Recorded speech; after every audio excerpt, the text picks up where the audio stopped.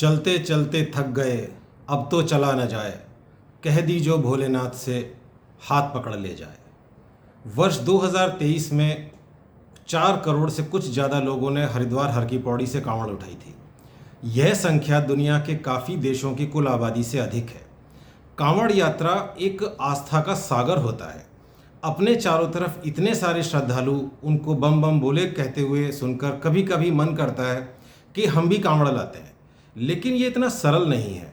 इसलिए उत्तम होगा यदि कांवड़ यात्रा का निर्णय करने से पहले इसके बारे में जान लिया जाए और ये पता कर लिया जाए कि इसके लिए क्या सावधानियां और क्या तैयारियां आवश्यक हैं। कांवड़ यात्रा महादेव को गंगाजल अर्पण करने के लिए की जाती है। हलाहल पीने के बाद महादेव के शरीर में उत्पन्न हुई ऊष्मा को शांत करने के लिए कांवड़ यात्रा में उन पर लाकर गंगाजल चढ़ाया जाता है। देश के काफ़ी भागों में कांवड़ यात्रा महाशिवरात्रि के समय होती है, लेकिन पश्चिमी उत्तर प्रदेश और उत्तरांचल के ज़्यादातर भागों में यह श्रावण के महीने में होती है और जलार्पण श्रावण शिवरात्रि को किया जाता है। कांवड़िए अपने कंधे पर कई किलो वजन रखकर कई बार कई 100 किलोमीटर तक पैदल यात्रा करते हैं। कांवड़ अलग अलग साइज अलग अलग डिज़ाइन की होती हैं और जैसा हम समझ सकते हैं कि कांवड़ यात्रा के लिए न सिर्फ भक्ति और समर्पण की आवश्यकता है, दृढ़ निश्चय की आवश्यकता है, बल्कि इसके साथ ही साथ काफ़ी शारीरिक और मानसिक शक्ति की भी आवश्यकता है।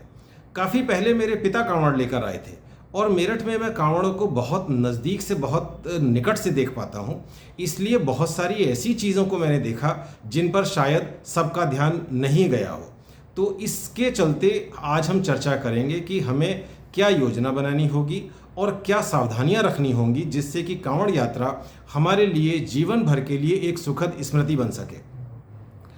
कांवड़ लेकर आना, कांवड़ यात्रा एक पवित्र धार्मिक गतिविधि है। कृपया इसे सिर्फ मौज मस्ती के लिए ना करें। मौज मस्ती के लिए हमारे देश में बहुत सुंदर सुंदर जगह हैं जहां पे आप जाके ट्रैकिंग कर सकते हैं। आप कांवड़ यात्रा शुरू करने से पहले इसके नियमों को यदि जान लें तो अच्छा है, क्योंकि सब लोग इन नियमों का पालन शायद ना कर पाएं। वैसे तो बहुत सारे नियम हैं, लेकिन कुछ का मैं यहाँ उदाहरण देना चाहूँगा। जैसे एक बार यदि कांवड़ को गंगाजल भरकर कंधे पर उठा लिया गया तो उसके बाद पूरे रास्ते जब तक आप शिवालय नहीं पहुँच जाते इसको धरती पर नहीं रखा जा सकता। कांवड़ यात्रा के सारे समय तामसिक भोजन का पूरी तरह निषेध रहता है। प्रत्येक बार दीर्घ शंका के बाद कांवड़ को हाथ लगाने से पहले स्नान करना होता है। कांवड़ सादी हो सकती है, खड़ी कांवड़ हो सकती है, बहुत तरीके से कांवड़ लाई जाती है। इसलिए बेहतर होगा कि यदि कांवड़ लाने का निर्णय करने से पहले आप किसी ऐसे व्यक्ति से बात कर लें जो नियमित रूप से कांवड़ लाता रहता हो। काफ़ी कांवड़िए कांवड़ यात्रा नंगे पैर करते हैं, ये बड़ा कठिन है, तो इसलिए इस यात्रा को नंगे पैर करने का निर्णय तभी करें जब आप काफ़ी कष्ट उठाने की क्षमता रखते हो या आपने कोई प्रतिज्ञा कर रखी हो। लंबे फासले तक, लंबी दूरी तक पैदल चलने से पैरों में छाले पड़ सकते हैं। खास तौर पे यदि गर्म सड़क पर चलने के बाद एकदम से पैर पानी में चला जाए तो उस समय छाले बन सकते हैं। यदि पैर में छाले बन जाएं तो यथासंभव इनको फटने से बचाएं, क्योंकि फटा हुआ छाला एक खुला जख्म है जो बहुत दर्द करता है और बहुत जल्दी इन्फेक्शन पकड़ सकता है। अगले जो कांवड़ शिविर में आप पहुँचें उस शिविर में जाकर इसकी तुरंत पट्टी करा लें, जिससे कि इसको और ख़राब होने से बचाया जा सके। यदि रबड़ के सोल वाले, नरम सोल वाले स्पोर्ट शूज़ पहनकर यात्रा की जाए तो छाले बनने के खतरे को काफ़ी हद तक कम किया जा सकता है। लेकिन यदि किसी के पैरों में सूजन आ जाए तो ये सूजन काफ़ी बार एक ऐसी बीमारी की तरफ इशारा कर सकती है जिसके बारे में आपको पता नहीं है। यह बीमारी हृदय रोग भी हो सकती है या कोई और मेडिकल कंडीशन भी हो सकती है। कांवड़ यात्रा की तैयारी आपको ऐसे करनी होगी जैसे कि किसी लंबे सफ़र की तैयारी करते हैं। बहुत सारी ऐसी दवाइयां हैं जो बिना डॉक्टर के प्रेस्क्रिप्शन के ओवर द काउंटर या ऑफ द शेल्फ खरीदी जा सकती हैं। जैसे दर्द की दवाइयां हैं या उल्टी की दवाइयां हैं, तो ऐसी दवाइयों को थोड़ी सी संख्या में अगर आप अपने पास रखेंगे तो ये न सिर्फ आपके लिए अच्छा होगा बल्कि आपके साथ में चल रहे शायद दूसरे भोलों की भी मदद कर सकेगा। जो इन लोगों को मधुमेह यानी शुगर की बीमारी है, उनका ब्लड शुगर का जो लेवल है वो ऐसी एक्सरसाइज के, ऐसी कसरत के समय ऊपर नीचे हो सकता है, तो इसकी तरफ से सावधान रहना होगा। कांवड़ यात्रा में सारे रास्ते जो शिविर लगे हैं उनमें आपके चारों तरफ मिठाइयाँ ही मिठाइयाँ होंगी, तो उनको मिठाइयों को खाने के लालच से बचें। लेकिन जो कांवड़िए हैं उनके अंदर शुगर बढ़ने के बजाय शुगर कम होने का खतरा बहुत ज़्यादा रहता है। तो इस परिस्थिति के लिए अपने पास ग्लूकोज का पाउच रखें। यदि कभी भी शुगर कम होने का कोई लक्षण दिखाई दे, जैसे दिल बहुत तेजी से धड़कने लगे, घबराहट होने लगे, पसीना आने लगे या चक्कर आने लगे, तो तुरंत पानी में घोलकर या ऐसे ही ग्लूकोज ले लें। डॉक्टर को बाद में मिलें, पहले ये इमरजेंसी कार्रवाई करें। अब कांवड़ यात्रा क्योंकि बरसात के समय चिपचिपे मौसम में होती है, तो पसीना ज़्यादा आने से पानी की कमी, डिहाइड्रेशन हो सकता है। इसलिए अपने साथ में ओआरएस का पाउच रखना अच्छा रहेगा। ये ओआरएस के पाउच वैसे तो आपको हर एक कांवड़ यात्रा शिविर में मिलेंगे, लेकिन तब भी 1-2 पाउच आपके पास रहें तो अच्छा है। जो आपके फैमिली डॉक्टर हैं, यात्रा करने से पहले एक बार उनसे मिल लें। और कुछ ऐसी दवाइयाँ होती हैं जो आपके साथ में रहें और लेकिन उनको प्रिस्क्रिप्शन की आवश्यकता होती है, तो उनका प्रिस्क्रिप्शन लेकर उनको साथ में लेकर चलें। जैसे कुछ एलर्जी की दवाइयाँ हो सकती हैं या कुछ आमतौर पर काम आने वाली एंटीबायोटिक्स होती हैं। अब क्योंकि कांवड़ यात्रा बरसात के समय में होती है, तो ये सुनिश्चित करें कि आपका कीमती सामान और आपका नाजुक सामान एक वाटरप्रूफ बैग में सुरक्षित रहे। यदि आप अतिरिक्त वजन लेके चल सकते हैं तो एक पतला रेनकोट कोई नुकसान नहीं करेगा और आपको शायद हो सकता है काफ़ी फायदा करे। जो रास्ते में कांवड़ के शिविर लगे होते हैं, उनमें सब में मोबाइल चार्जिंग की सुविधा उपलब्ध नहीं होती है, इसलिए बेहतर होगा यदि एक छोटा सा पावर बैंक साथ में रख लिया जाए। मगर एक बात और ध्यान रखें कि रास्ते में जो कांवड़ के शिविर लगते हैं वो बहुत थोड़ी थोड़ी दूरी पर लगे होते हैं और उनमें काफ़ी सारी वस्तुएं उपलब्ध हो जाती हैं, तो इसलिए बहुत ज़्यादा सामान साथ में लेके चलना समझदारी नहीं रहेगी, क्योंकि यह सामान गंगा जल के वजन के साथ में एक एक्स्ट्रा वजन बन के आपके कंधे पर रहेगा। वास्तव में जो कांवड़ यात्रा है उसके अंदर बड़े आराम से सब जगह सर्वत्र जो मदद सुलभ रहती है, वो इसका सबसे अच्छा पार्ट है। और ये खास तौर पे उन लोगों के लिए एक बड़ी उपयोगी होती है जो पहली बार कांवड़ ला रहे हैं। इन कांवड़ शिविरों में कांवड़ियों के लिए भोजन, दवाइयाँ, विश्राम और स्नान की व्यवस्था रहती है। आपको हर दिन सुबह को ऐसे कांवड़ पंडाल चलाने वाले लोग सड़क पर हाथ जोड़कर खड़े दिखाई दे जाएंगे, जो आते हुए कांवड़ियों से विनती कर रहे होंगे कि आएं और उनकी सेवा को स्वीकार करें। कभी कभी इसमें बड़ी मज़ेदार परिस्थिति देखने को मिल जाती है कि जो कर्मचारी है वो कांवड़ लेके आता है और जिसके यहाँ वो नौकरी करता है, वो सेठ, वो लाला कांवड़ का सेवा का शिविर लगाता है, पंडाल लगाता है। अब जो लाला नौकरी में 2 दिन पहले उस व्यक्ति को डांटता था कि वो काम ठीक से नहीं करता है, वही लाला उस कांवड़ सेवा शिविर में उस कांवड़िए के अंदर उसको जो भोले दिखाई दे रहे हैं, उन भोले के चरण स्पर्श करता है। तो ये बड़ी रोचक, बड़ी मज़ेदार परिस्थिति होती है। कांवड़ के पूरे रास्ते में उत्तर प्रदेश और उत्तराखंड में काफ़ी मात्रा में पुलिस बल तैनात रहता है। यह पुलिस बल सुरक्षा और कानून व्यवस्था के साथ साथ कांवड़ियों की मदद भी करता है, उनको रास्ता भी बताता है, उनकी और भी मदद करता है।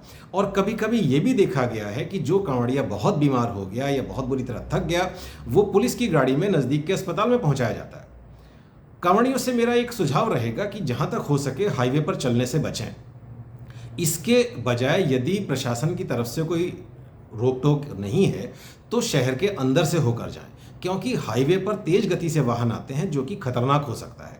इसके अलावा जो बाईपास रोड होती हैं, जैसा कि हम यहाँ देख सकते हैं, वो शहर से बचकर निकलने के लिए ज़्यादातर आपके रास्ते को काफ़ी लंबा कर देंगी।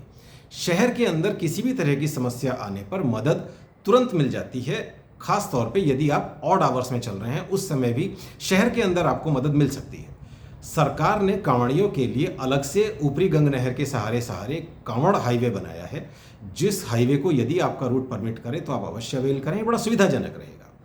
काफ़ी लोग प्रॉपर कांवड़, जो फॉर्मल कांवड़ है, उसमें जल ना लाकर बड़ी बड़ी बोतलों में जल लाते हैं और इन बोतलों को गले से लटका कर लाया जाता है। तो उनको मेरा सुझाव रहेगा कि इन बोतलों को गले में लटकाने के लिए यदि रस्सी की जगह अंगोछे का इस्तेमाल किया जाए तो इसके गले में गड़ने का खतरा कम है। नहीं तो ये रस्सी लंबे दूरी तक चलने के बाद गले में गड़कर इस तरह का निशान बना सकती है, इस तरह का जख्म बना सकती है, जैसा बैलों के गले पर बैलगाड़ी के वजन के कारण देखा जाता है। एक और बड़ी मज़ेदार समस्या कभी कभी आती है कि सभी कांवड़ एक ही बाजार से खरीदी जाती हैं और देखने में लगभग एक जैसी दिखाई देती हैं। अब ऐसे में जब कांवड़िया रास्ते में किसी शिविर में विश्राम करने के लिए रुकता है, तो जब वो चलता है तो कौन सी कांवड़ किसकी है इसको लेकर भ्रम हो सकता है, कभी कभी विवाद भी हो सकता है। तो इससे बचने के लिए ये अच्छा रहेगा कि यदि कांवड़ पर अपने नाम का एक छोटा सा लेबल लगा दिया जाए। एक बात और महत्वपूर्ण है, हमारी भारतीय संस्कृति में कोई भी पूजा करने से पहले धरती माता को प्रणाम करके उनसे अनुमति ली जाती है, उनसे आशीर्वाद लिया जाता है। तो इसलिए जब आप यात्रा करें तो ये प्रयास करें कि इस यात्रा में किसी भी तरीके से पर्यावरण को, धरती को हानि ना पहुंचे। जो रास्ता है उसमें गंदगी ना फैलाएं। गंगा जी के घाट से लेकर पूरा कांवड़ पथ, सारे कांवड़ के शिविर और शिवालय, इनको यथासंभव स्वच्छ और पवित्र रखने का प्रयास करें। जो लोग कांवड़ सेवा के लिए पंडाल लगाते हैं उनसे भी मैं आग्रह करूंगा कि जो खाली प्लेट हैं, गिलास हैं, पत्तल हैं, दोने हैं, इनको इधर उधर ना फेंकें, गंदगी ना फैलाएं। कांवड़ यात्रा के कारण शहर में यातायात का रास्ता बदल दिया जाता है, उसके चलते लोगों को कुछ असुविधा होती है और कभी कभी कुछ लोग असुविधा से परेशान होकर एक गलत धारणा मन में लेकर बैठ जाते हैं कि कांवड़ यात्रा तो एक समस्या है, एक बुरी चीज़ है। तो ऐसे लोगों को मैं ये सुझाव दूंगा कि वो एक बार कांवड़ियों की इस भीड़ में चले जाएं, इस भीड़ में घुस जाएं और वहाँ के माहौल को, वहाँ के मौसम को अनुभव करें। इतने सारे लोग, अब हमने अभी कहा 4,07,00,000 लोगों ने पिछले साल 2023 में कांवड़ उठाई थी। इतने सारे लोग इतनी दूरी को इतने सारे शहरों से होते हुए तय करते हैं, उसके बाद भी ना तो कहीं कोई महिलाओं से दुर्व्यवहार की घटना सुनने में आती है, ना कोई चोरी की घटना सुनने में आती है, ना ही कभी कांवड़ियों में आपस में खूनी संघर्ष होने की बात सुनने में आती है। काफ़ी बार कांवड़ में आपको दिखाई देता है कि पूरा का पूरा परिवार, जिसमें उत्साहित बच्चे भी होते हैं, वो पूरा का पूरा परिवार कांवड़ लेके चल देता है। तो जो इसके अंदर एक अनुशासन और सुरक्षा की जो भावना है, उस भावना के कारण महिलाएं भी अकेले जल लेकर जलार्पण करने के लिए निकल पड़ती हैं। जो इतने सारे श्रद्धालुओं की एक भीड़ है, इतने सारे श्रद्धालु हैं, वो सबके सब एक टेम्परेरी परिवार जैसे बन जाते हैं। यदि किसी भी व्यक्ति के साथ कोई समस्या आती है, किसी एक व्यक्ति को किसी मदद की आवश्यकता होती है, तो दसों अनजान लोग एकदम से उसकी मदद के लिए दौड़ पड़ते हैं। मैंने ऐसे कांवड़िए भी देखे हैं जो रास्ते में लगने वाले कांवड़ के पंडाल शिविरों में कुछ नहीं खाते और बल्कि उसके आगे वाले ढाबे पर, दुकान पर जाकर पैसा देकर सब कुछ खरीदते हैं। जो कांवड़ का रास्ता है, उस रास्ते में जो लोग रहते हैं वो ज़्यादातर कांवड़ियों की सेवा करके, उनकी मदद करके खुद को कृतार्थ अनुभव करते हैं। हम लोग जानते हैं कि लोग किस तरह से पूरे रास्ते कांवड़ियों की सेवा के लिए पंडाल लगाते हैं, उनके दवाइयों के लिए पंडाल लगाते हैं, लेकिन इसके अलावा भी यदि किसी तरह की मदद की आवश्यकता पड़ती है तो मैंने देखा है कि लोग उस मदद को करने के लिए बड़े उत्सुक रहते हैं। मैं आपको एक आंखों देखी सच्ची घटना बताता हूँ कि एक पहली बार कांवड़ लाने वाला युवा कांवड़िया चलते चलते बहुत ज़्यादा उल्टियाँ करने लगा और तबीयत ऐसी हो गई कि ऐसा लगने लगा कि अभी आगे नहीं चल पाएगा। उस समय वो एक गाँव से गुजर रहे थे। उस गांव में एक महिला ने उस कांवड़िए को देखा और अपने बेटे से कहा कि बेटे तू जल्दी से नहा ले और इनकी कांवड़ इनके मंदिर में पहुंचा के आ। वो बेटा फटाफट खुशी खुशी नहाकर तैयार हो गया, लेकिन जितनी देर में वो बेटा नहाया, इतनी देर में उस युवा कांवड़िए के परिवार वाले आ गए। उन्होंने उस माता को और उसके पुत्र को धन्यवाद किया, प्रणाम किया और अपने कांवड़िए को और उसकी कांवड़ को ले गए। जो रास्ता है उसमें छोटी छोटी वैन और छोटे छोटे मिनी ट्रक चलते रहते हैं जो उन कांवड़ियों को फ्री में लिफ्ट देते हैं, जो कि या तो बीमार हो गए हैं या किसी कारण इतना थक गए हैं कि आगे चल पाने की स्थिति में नहीं है। जितने भी श्रद्धालु हैं उनकी अपनी पहचान खत्म हो जाती है और सब भोले बन जाते हैं, सबकी एक ही पहचान है, भोले। अब ये कोई आश्चर्य की बात नहीं है कि प्रदेश सरकार इन पर हेलीकॉप्टर से पुष्प वर्षा करती है। तो मैं सभी लोगों से ये विनती करूंगा कि कृपया कांवड़ और कांवड़ यात्रा के खिलाफ होने वाले किसी भी प्रोपेगेंडा का हिस्सा ना बने। जो उत्तर प्रदेश और उत्तराखंड का प्रशासन है वो इस सारे समय बड़ी मेहनत करता है। वो जहाँ तक हो सके कांवड़ियों की और श्रद्धालुओं की हर संभव मदद करता है। जनता को इस प्रथा और इस यात्रा की इज्जत करनी चाहिए, इसका सम्मान करना चाहिए और जहाँ तक हो सके घर से बाहर निकलते समय जिस रास्ते से कांवड़िए जाते हों उस रास्ते से बचकर चलना चाहिए।